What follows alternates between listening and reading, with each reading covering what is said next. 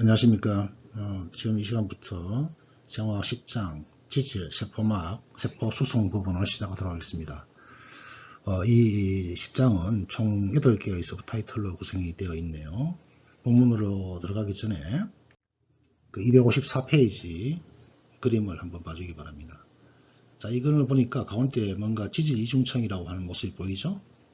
그리고 지질 이중층을 관통하는 헬릭스 구조가 풍부한 단백질이 보이고 있습니다. 자, 이 부분은 어느 부분을 확대한 거죠? 그 위에 그림 보니까, 자, 그 위에 그림, 이거는 뭘 나타내는 그림입니까? 그렇죠. 이거는 신경세포의 말단 부분을 보여주고 있습니다. 신경세포의 말단은 표적세포 혹은 또 다른 뉴런과 시냅스를 형성하고 있죠.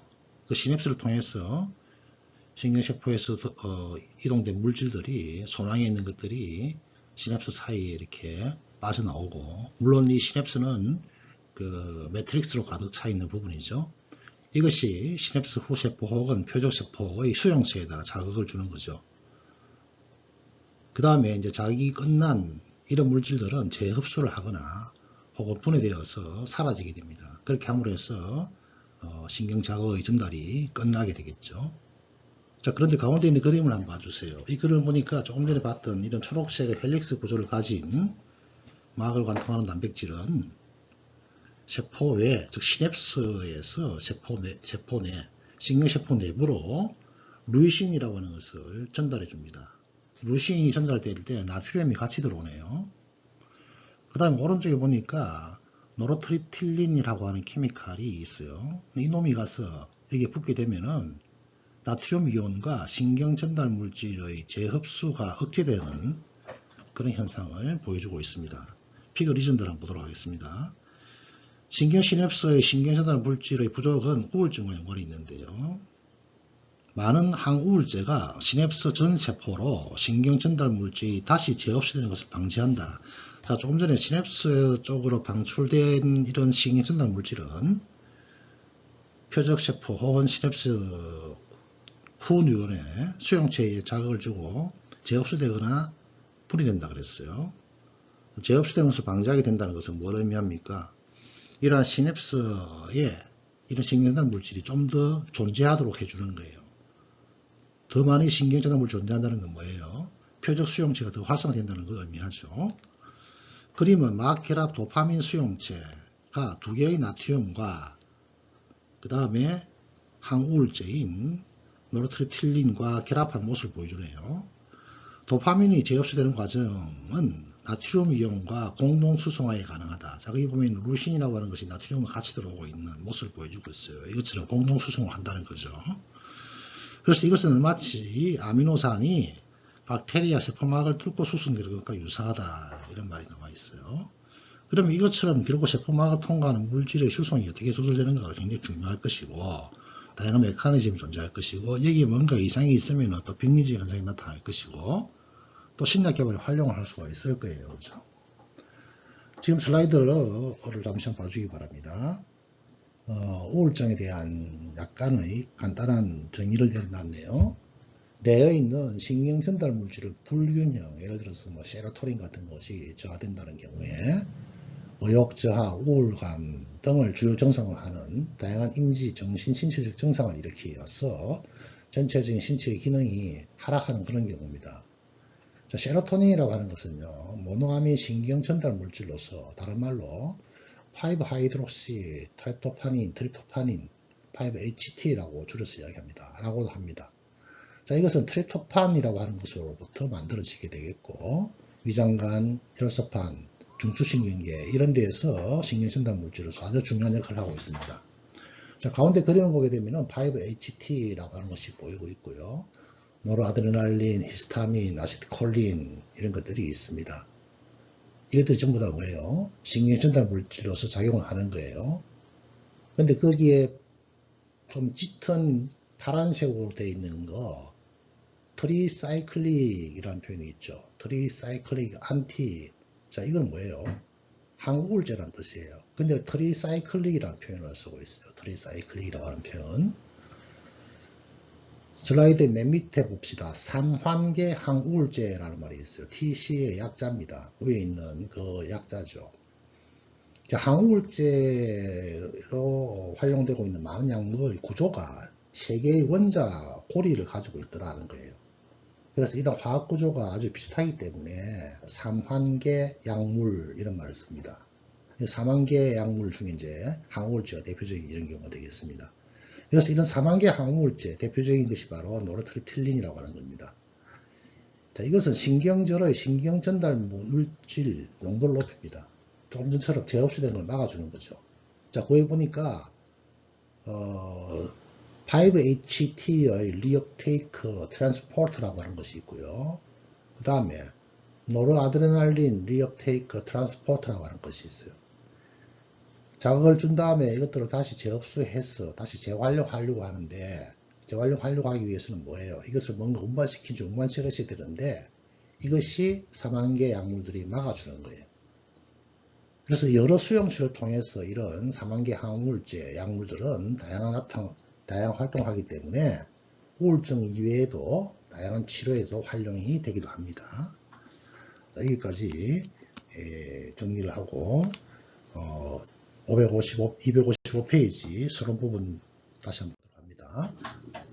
자, 지질은 구조적, 기능적으로 다양한 분자고요. 탄화수소 중심, 극성, 하전된 기능기, 이거는 뭐 COH라든지 CH3를 의미합니다. 자, 구조가 다양하고 소수성이다. 구조가 다양하다는 만큼 다양하다는 것은 여러 가지 기능이 다양하다는 것을 의미하고 있고요. 이러한 기능 중에서 에너지 저장, 신호 전달, 세포막의 구조, 세포막을 통한 선택적 수송 이런 데 중요한 역할을 하고요. 이것은 또 20장에서 16장과 20장에서 10장에서 다루지 않은 내용들은 또다시 언급을 할 것입니다. 대부분의 세포에서 가장 중요한 지질 역할이 바로 세포막을 구성하는 것입니다. 이 주변 환경으로부터 분리된다. 분리된다는 건 뭐예요? 분리하여서 어떤 선택적인 역할을 한다.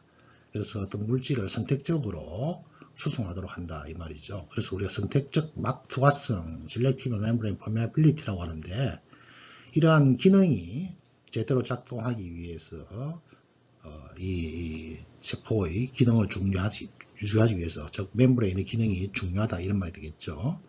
그래서 세포막을 통해서 세포 내에 어떤 순서가 확립되고, 이 말은 어떤 물질이 들어왔을 때 그 다음 나타나는 신호 전달이나 세포 내의 반응을 의미하는 것이고요. 그 다음 마이토콘드리아 양성자 기울기, 여기에도 막이 존재하죠. 그 다음 신경세포의 이온 농도 기울기 등이 발생한다. 양성자 기울기, 이온 농도 기울기, 즉 전기적 전하를 띠고 있는 이온들이 차이가 난다는 건 뭐예요? 전기적 차이가 유발된다는 것이고, 이것이 바로 자유에너지가 저장될 수 있는 형태가 된다는 거예요. 따라서 세포막은 세포가 근원적인 엔트로피와 화학 평형에 대해서 살아있는 상태를 유지할 수 있다. 즉, 셀 멤브레인의 포텐셜이 파괴됐다는 것은 선택적 투과성이 안 된다는 것. 즉, 다시 말해서 세포가 더 이상 기능을 할 수 없는, 즉 살아있는 세포가 아니다라는 것을 의미하는 것입니다. 다음 페이지 넘기도록 하겠습니다. 10-1 지질 분자와 분자 구조와 특성이란 말이 나와 있는데요. 뭐 수용성, 지질이 많은 탄화수소를 갖기 때문에 다 아는 내용들입니다. 따라서 지질은 용액 내에서 단독으로 존재할 수 없어요. 자, 우리가 지질 같은 경우에는 지질이 예를 들어서 혈장에서 운반되기 위해서는 이런 가용성, 혈액이라고 하는 수용액에 녹을 수 있는 가용성 수성 단백질이 필요하다 그랬죠. 거기에 복합체를 형성할 것이고요. 혹은 주변 수용성 환경으로부터 소수성 표면 영역을 격리하는 형태로 존재한다. 그래서 뭐 기름 방울처럼 된 이런 형태가 이해가 되겠죠. 단백질의 아미노산이나 핵산의 뉴클레오타이드 복합탄수화물의 담당류와는 달리 지질은 큰 공유 중합체를 형성하지 않습니다. 대신에 비공유 상호작용에 의해서 서로 연결됩니다. 예를 들어서 세포막은 일반적으로 소수성 탄화수소 꼬리와 친수성 덕성머리를 가진다. 그래서 큰 공유 결합을 하지 않기 때문에 굉장히 유동적이죠. 저 밑에 있는 그림 이미 나오는 것이고, 우리가 이것을 양친매성 이렇게 배운 바가 있습니다. 그래서 이러한 양친매성으로 인해서 물과 접촉한 지질은 표면 단층이나 이중층, 미셸, 소포 이런 것들을 형성할 수 있고요. 그 중에서 가장 중요한 것이 미실과 막 이중성이 되겠네요. 지질이 물과 접촉할 때 어떤 종류의 구조가 형성되느냐, 이것은 결국은 구성하고 있는 분자의 구조에 의해서 결정이 될 것입니다. 자, 먼저 지방산, 팻애시드. 가장 단순한 지질이 바로 지방산입니다. 팻애시드. 복잡한 지질의 구성 성분이 될 것이고요. 지방산은 기본적으로 친수성을 띠고 있는 카복실기가 보통 12개에서 24개의 탄소로 구성된 탄화수소 사슬의 말단부에 부착된 구조를 가진다. 말단부에 부착되어 있다. 말단부에. 유기체에 널리 분포되어 있는 스테아르산의 예를 한번 들어보자. 지금 보고 있는 슬라이드, 교과서 그림 257페이지에 있는 그림 10-1입니다. 자, 거기 보니까 스테아르산 이온 A가 나와 있습니다. 스테아르산염 이온. 그래서 스테아르산에서 양성자가 떨어져 나와서 이온 형태로 되어 있는 포화지방산을 스테아르산염 이렇게 표현합니다. 이거는 한번 꺾어질 때마다 탄소를 의미한다 그랬죠.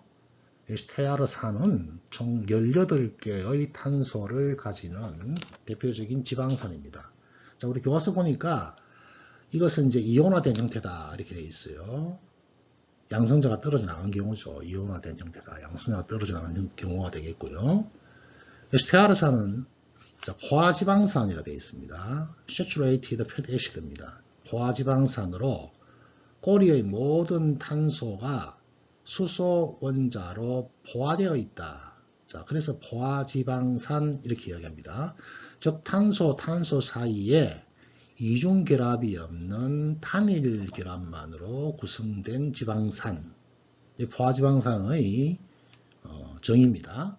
탄소와 탄소 사이에 이중결합이 없는 단일 지방산만으로 구성되어 있다.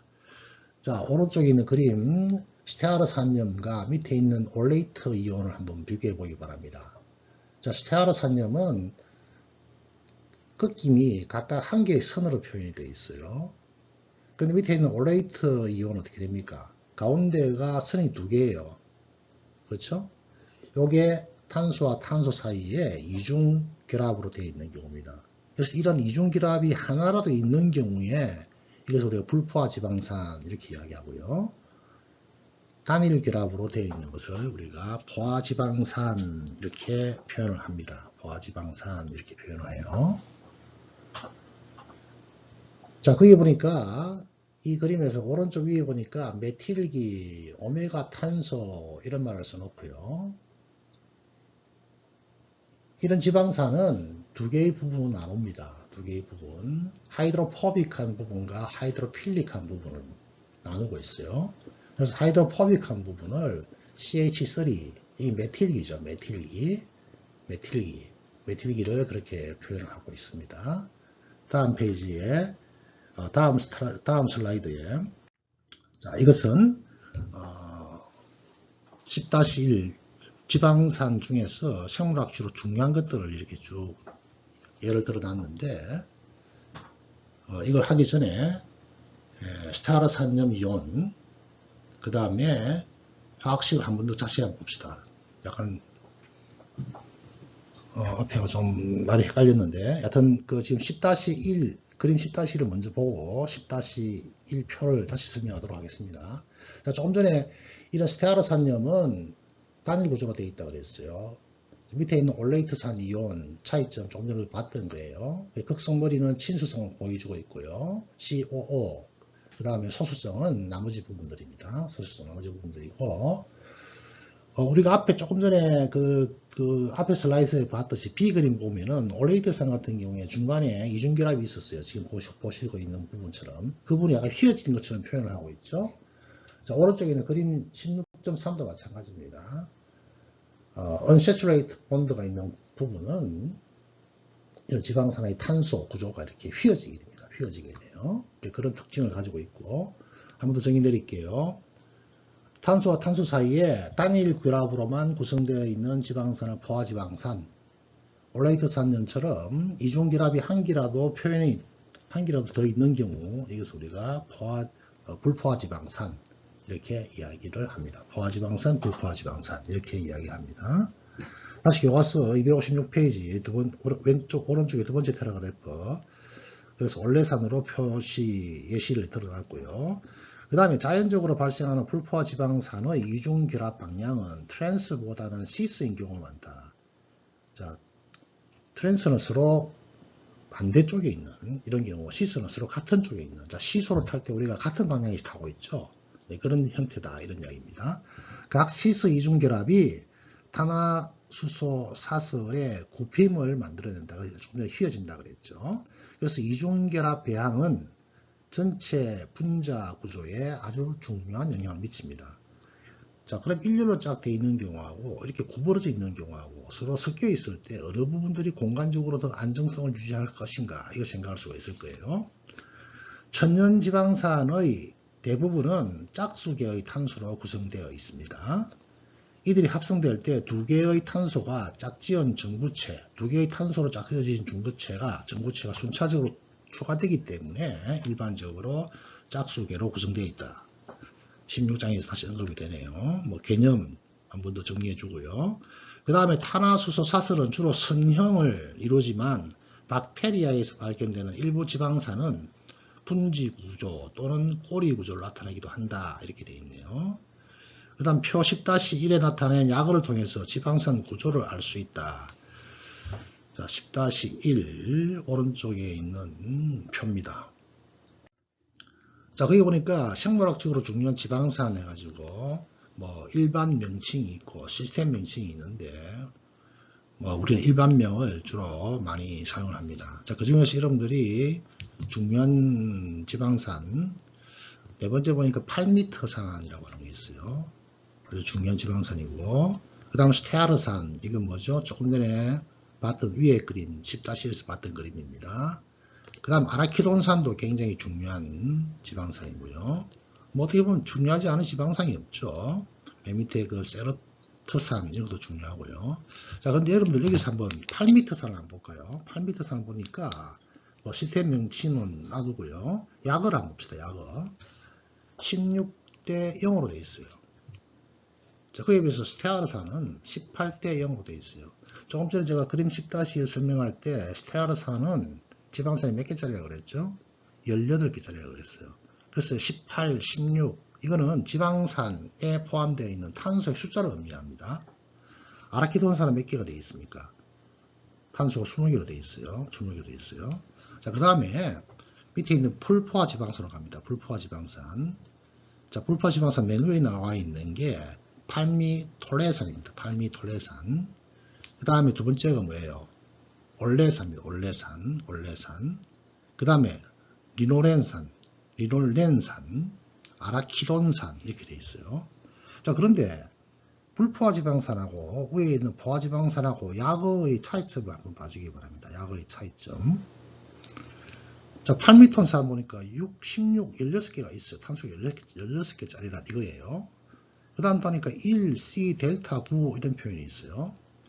그 다음 올레산 18개짜리입니다. 조금 전에 위에서 봤던 B 그림이에요. B 그림.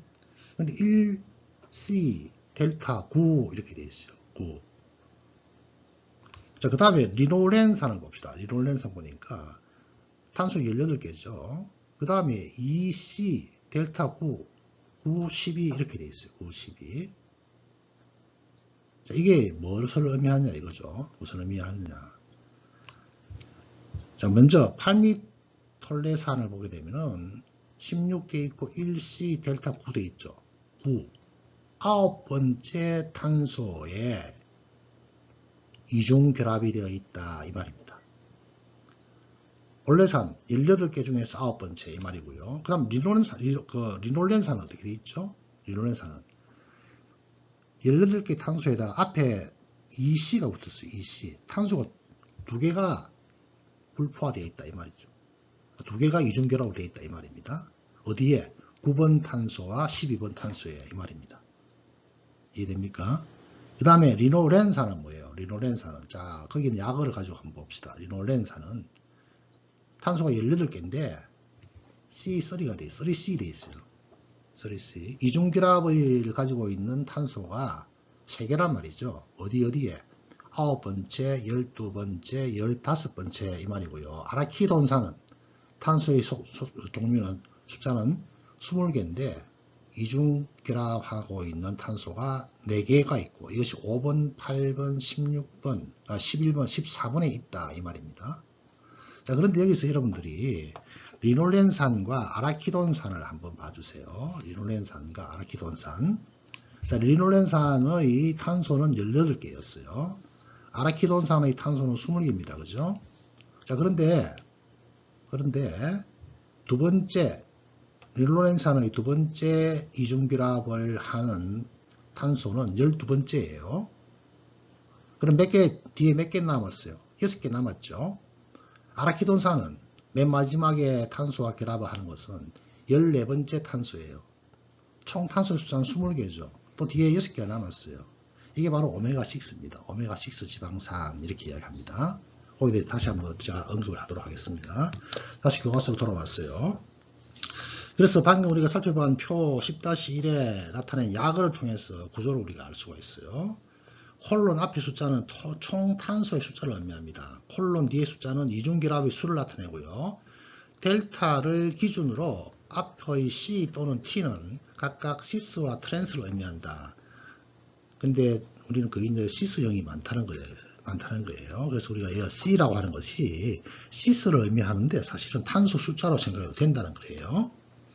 따라서 올렌산은 단일 불포화 지방산. 올렌산은 이중결합이 하나밖에 없었어요. 자, 리놀렌산은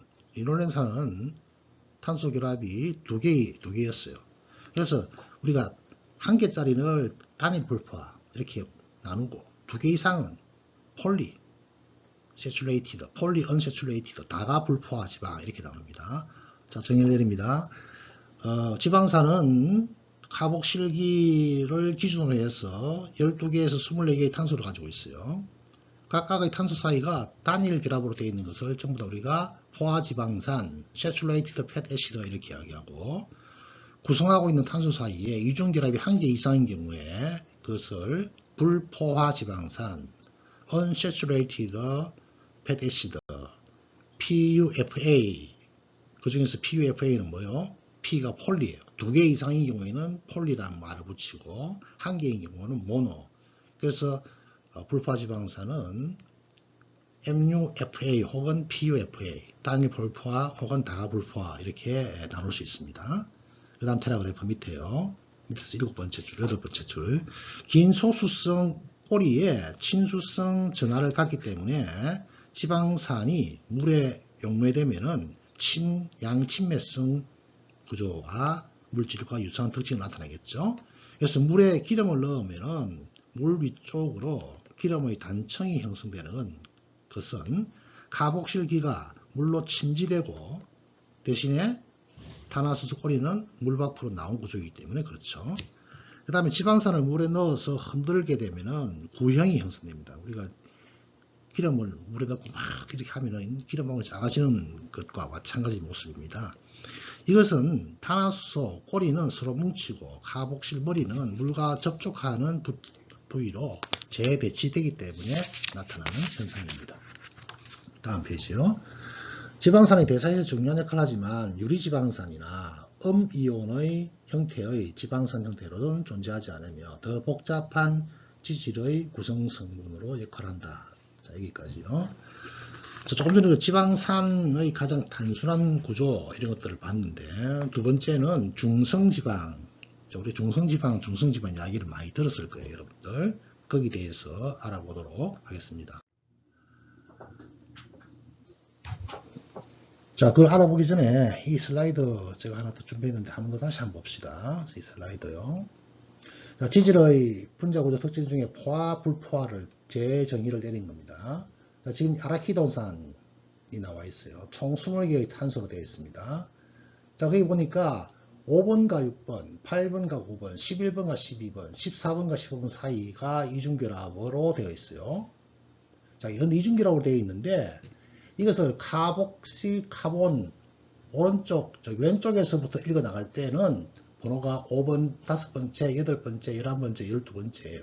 자, 근데 거꾸로 읽어 나가면 어떻게 돼요? 거꾸로 읽어 나가면은 맨 끝에 CH3 메틸기가 있기 때문에 거기서 한 개부터 시작하겠죠. 그래서 거꾸로 읽어 나가게 되면은 여섯 번째부터 여섯 번째의 탄소의 이중결합이 있다는 이런 이야기예요. 그래서 그 그림에서 오른쪽 그림을 보게 되면은 그 끝부분을 오메가 말단이라 이렇게 합니다. 오메가 말단. 맨 마지막에 있는 CH3 부분을 오메가 엔드라 그래요. 오메가 엔드라 그러고 제일 끝에 있는 오메가 말단에서부터 그 앞에 있는 것을 탄소의 번호로 붙이는 거예요. 초록색으로 1번, 2번, 3번 돼 있죠. 그죠? 거기에는 보니까 세 번째 탄소의 이중결합이 있네요. 이게 바로 오메가3입니다. 오메가3. 알겠어요? 자, 밑에 보니까 오메가6와 오메가3 두 개를 비교하고 있어요. 오메가6와 오메가3. 리놀레이크 애시드와 리놀레닉 애시드 두 가지가 있었죠. 두 가지를 비교해 놓고 있어요. 그래서 한 개는 오메가 엔드로부터 여섯 번째 끝에, 밑에 있는 것은 세 번째 끝에 있죠. 그래서 여섯 번째 끝에서 이중결합이 있는 것을 오메가6, 세 번째에 있는 것을 오메가3 지방산 이렇게 이야기합니다. 그래서 여러분들 지금 이 시간에는 지방산의 구조 정확하게 이해를 하시고 포화지방산과 불포화지방산의 차이점, 그 다음에 오메가6, 오메가3가 차이점, 어떻게 해서 어떤 것을 오메가6라고 그러고 오메가3라고 그러는지를 알아내는 정의, 여기까지 해주시기 바랍니다. 이번 시간 마치도록 하겠습니다. 수고했습니다.